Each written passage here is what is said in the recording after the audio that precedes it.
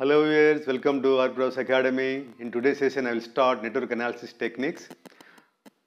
Two types are there. First one is mesh analysis technique and second one is nodal analysis technique. In today's session, I will discuss about mesh analysis technique. So what is mesh? Mesh is nothing but a loop which does not contain any inner loops. And what is a loop? Let us consider an example now. Loop.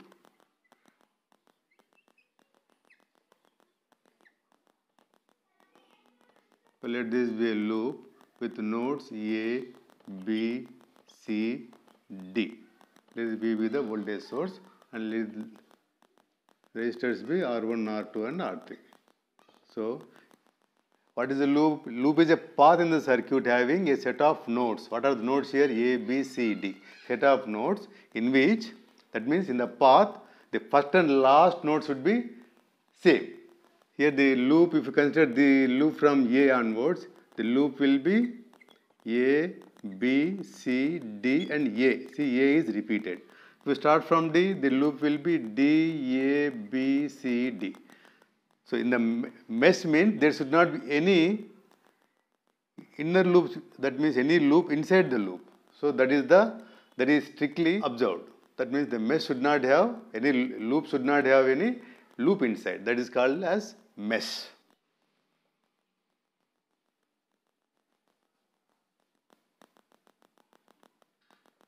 Analysis means study of mesh. That means close observation of mesh, you can also say.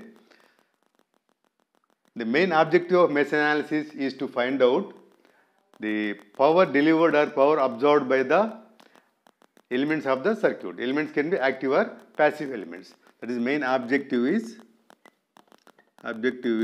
to find out power absorbed or power delivered by circuit element. So the circuit element can be active or passive. The formula used is P is equal to V into I. So the mesh analysis technique is used for finding the unknown values of V and I in the electrical circuits. Let us have a look at the procedure now.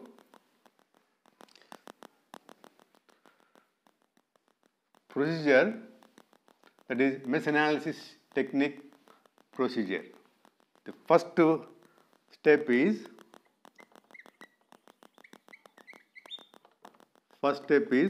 identify the number of meshes, total number of meshes in the given network. Identify the total number of meshes in the given network. And second step is, after identifying the networks, you just assign the currents, mesh currents, we call them as mesh currents. Assign the mesh currents. The direction of these mesh currents can be clockwise or anti-clockwise. I feel clockwise is convenient for me, so that is left to you. Generally, I give clockwise directions to all the mesh currents. And the third step is, after identifying the meshes, what we do is to develop the Kirchhoff voltage law, that is KVL equations for each and every mesh. Third step, develop KVL equations for the meshes. Now we have the set of KVL equations now. These equations are to be solved. This can be solved by using Cramer's rule. Okay, I will show you how it can be solved. The fourth one is solve the KVL equations.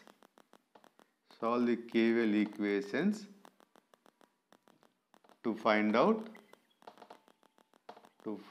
what? To find out the mesh currents. Okay, these are the steps involved in finding the mesh currents. Okay, first step is you first identify the total number of meshes in the given network, and then assign mesh currents to those meshes, and then apply KVL, Kirchhoff voltage law, and develop. Framing the equations, you start solving them, okay, to find out the mesh currents. And one more thing is, the mesh analysis techniques are applied to the planar networks only. Planar networks means there should not be any overlap of the circuit elements one over the other.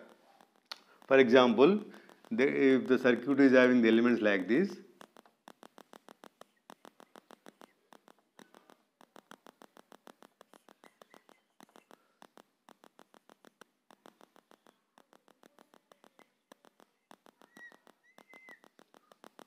A, B, C, D. Okay, if the circuit is like this, there is the overlap of this resistance over this. It should not be like this. This is overlap. It should be planar, means all should be lying on the plane. It can be either XY, YZ or ZX plane. Here we are considering XY plane, let us suppose. So this should not be there. This can be elongated and drawn like this. I will show you how it can be drawn.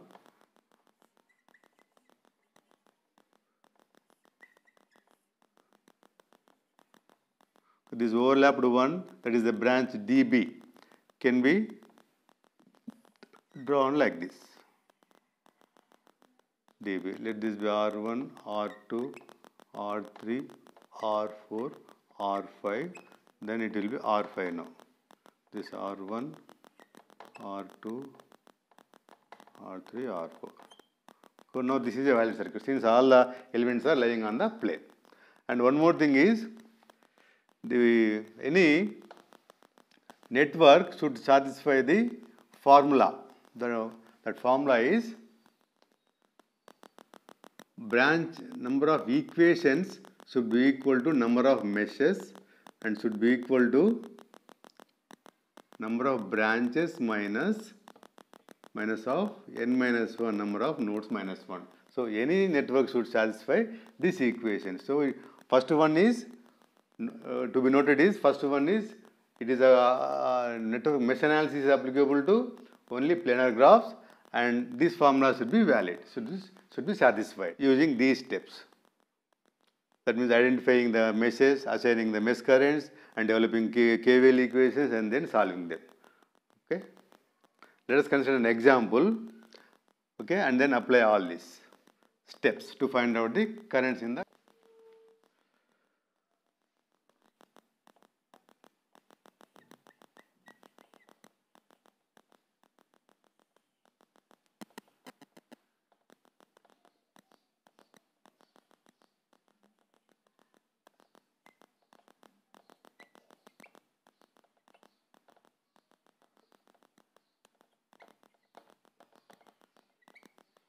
Using mesh analysis technique, let us find out the power absorbed by the 10 ohms resistor.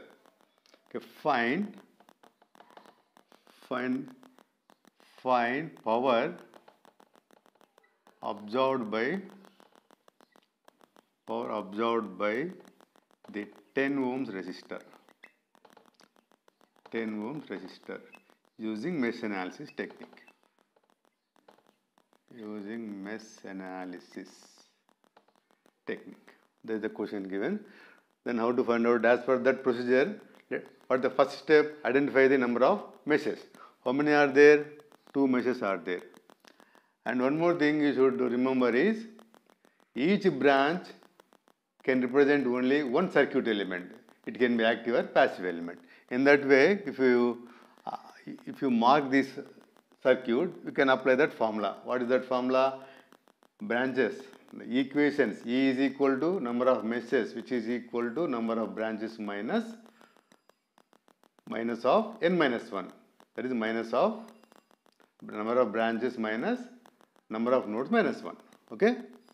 So let us apply that. It is a planar graph. So first step is okay. So we can proceed to apply mesh analysis. It should satisfy second step also. Second one also. What is that? That is number of equations should be equal to number of meshes should be equal to number of branches minus number of nodes minus 1. Number of nodes minus 1. Okay? If these two conditions are satisfied, then we can start solving by applying this mesh analysis technique. How many equations First, find out the number of meshes now. How many meshes are there? 1, 2. Let us mark this A, B, C, D. How many branches are there? 1, 2, 3, 4 branches are there. 4 branches are there. And how many meshes are there here now? 2 meshes. 1, 2.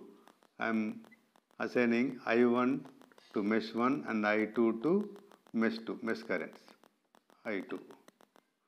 I2 to mesh. How many equations are there? How many equations can be obtained now from this? Since 2 meshes are there, we can get 2 equations. Okay? 2 is equal to 2 meshes. Should be equal to how many branches are there? 1, 2, 3, 4 branches minus how many nodes? 1, 2, 3, 4. 1, 2, 3, 4. 4 minus 1, 3. Somewhere it is gone wrong. But this, in the branch DC, no element is there. So you can join this. So how many branches are there now? 1, 2, 3, 4 branches, right? 4 branches, okay. 1, 2, 3, 4 branches. How many nodes are there? 1, 2, 3. 3 nodes. So 3 minus 1. So 2 is equal to 4 minus 2, 2. So it is valid. So we can apply this mesh analysis technique to this network. Now let us apply mesh analysis technique now. Already we have identified the number of meshes and we know the mesh currents also I1 and I2. Now let us apply this Kirchhoff voltage law to each and every mesh now. Since here only 2 meshes are there, we will get 2 equations. So let us consider the first mesh. First mesh is nothing but the loop A, B, D, A. A, B, D, A. Start from A. Okay, I1 is moving in the clockwise direction. So here it is, this element is absorbing power. Okay, and this element is also absorbing power with respect to I1. With respect to I1, it is absorbing power. So now let us apply Kirchhoff voltage law now. Then what is the current in this branch? The current in this branch? I1 minus I2. Okay, you apply KCL at this point and find out.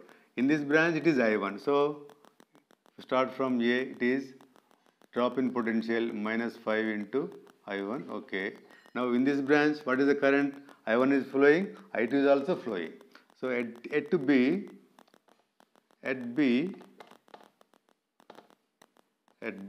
node B apply KCL. So current approaching B is I1 plus I1 and current leaving at B is I2 minus I2 and let this be X and X is also leaving minus X is equal to 0. So X is equal to what? I1 minus I2. So I1 minus is the current which is moving down with respect to I1. With respect to I1 it is moving down. So minus 5 into I1 minus I2. I1 minus I2. And rise in potential in the branch DA, rise in potential. So plus 10 equal to 0. So you multiply through the equation by minus 1, then you will get 5I1 plus 5I1 minus I2 is equal to 10. So 5 divide the equation by 5, you will get 2. So I1 plus I1 is 2I1 minus I2 is equal to 2. Let this be equation number 1. Okay. So another simple method is to get this equation, we have just now have applied the Kirchhoff voltage law.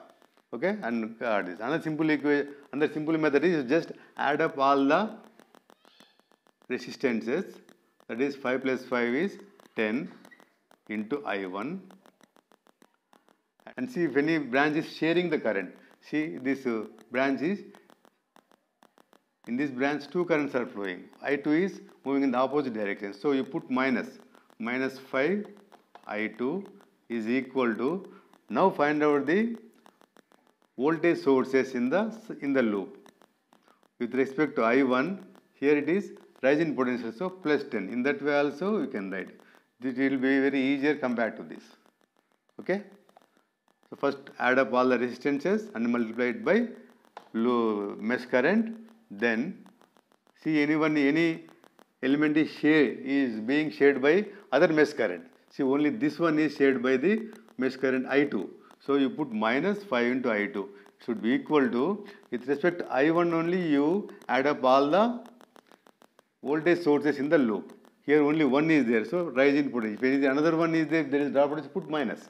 Then we will get the equation like this. From this equation, this can be reduced to 2I1 minus I2 is equal to 10. Okay, we will get the same thing. There won't be any confusion here now. We will get the answer correctly. Now consider the second one now.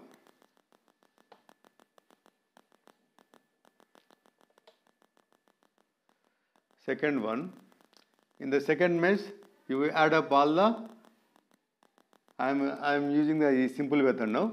In the second mesh, add up all the resistances. How many are there? 5 plus 10, 15. 15 into I2. 15 into I2. And what are the current shared by?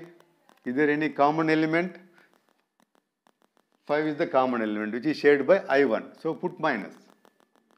Minus 5 into I1 equal to any voltage source are there? There is no voltage source in this mesh. So put 0. So in that way we can get the equation easily. So divide the equation by 5, you get 3I2 minus I1 is equal to 0. So I1 minus 3I2 is equal to 0, and 2I1 minus I2 is equal to 2I1 minus I2 is equal to 10. Then how to solve this? From this equation I1 is equal to 3I2. Substitute here 2 into 3I2 minus I2 is equal to 10. Okay, 6I2. 6 minus I2 is 6I2 minus I2 is 5I2 is equal to 10.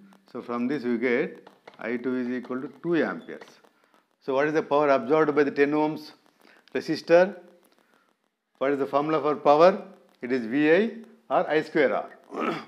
So power absorbed by 10 ohms resistor is equal to 2 square into 10, which is equal to 4 into 10, 40 watts. That is the answer. Okay. Okay, we will do one more example in which I will use Cramer's rule for finding the unknown values. Okay, let us see about the next question now. Find the mesh currents in the given circuit. Find the mesh currents in the given circuit. How many meshes are there? 3 meshes are there. So assign 3 mesh currents. Consider the first mesh now. Mesh 1. The mesh 1, you add up all the resistances first. How many resistances are there? 4, 1, 2. 4 plus 1 is 5 into I1. And 4 ohms is shared by I3. So minus 4 into I3. And 1 ohms resistor is shared by I2. Minus 1 into I2 equal to, with respect to I1, you find out the sum of the voltage sources. Only one voltage source is there, that is drop in potential, so minus 17. If you rearrange them, we will get 5I1 minus I2 minus 4I3 is equal to minus 17 is the equation number 1. Next, mesh 2. The mesh 2, you add up all the resistances now first. 3 plus 2 plus 1, 5 I3. I3 is the mesh current, and 1 is shared by mesh 1 also. So minus 1 I1 shared by 3 ohms resistor is shared by I3. So minus 3 into I3 equal to, with respect to I2, find out the sum of the voltage sources in the in the second mesh. Only one voltage source is there, the rising potential, so plus 17. Okay, just rearrange them. Let us rearrange them now. Now we will get, if we rearrange, we will get I1 minus I1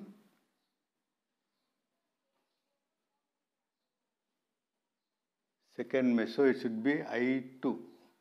It is I2. Okay, minus I1 plus 5I2 minus 3I3 is equal to 17. Equation number 2. And mesh 3. Mesh 3, branch current is 1 ampere and the mesh current is I3. I3 is flowing like this, so I3 value will be 1 ampere only in that branch. Okay, I3 in the branch current is I3. I3 is flowing in this, so it will be 1 ampere only. So this equation can be written as 0 I1 plus 0 I2 plus I3 is equal to 1. Equation number 3. Okay, now let us apply Cramer's rule to find out I1, I2 and I3. I write the equation again here, all these three equations.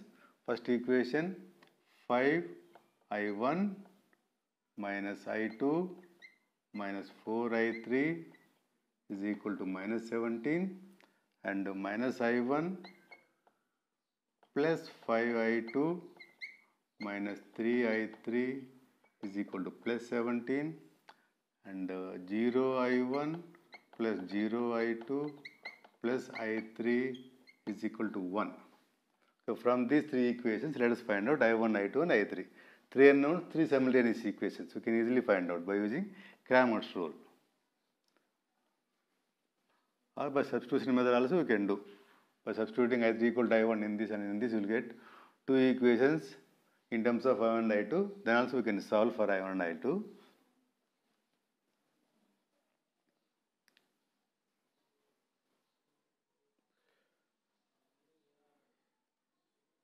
So first write down the coefficient matrix and then find out its determinant. Coefficients are 5, minus 1, 0, minus 1, 5, 0, minus 4, minus 3, 1. Okay, let this be equal to D.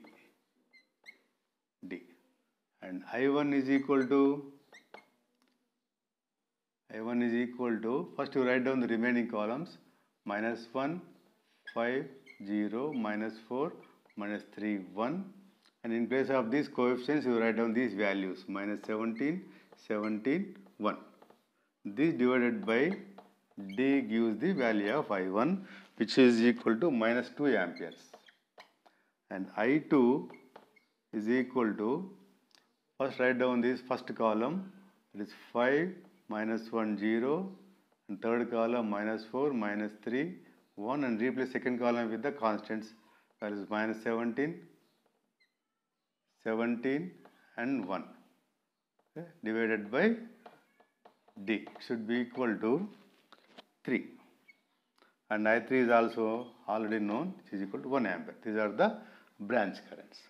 Okay, with this, the session is over. In the next session, we will discuss about super mesh and then nodal analysis.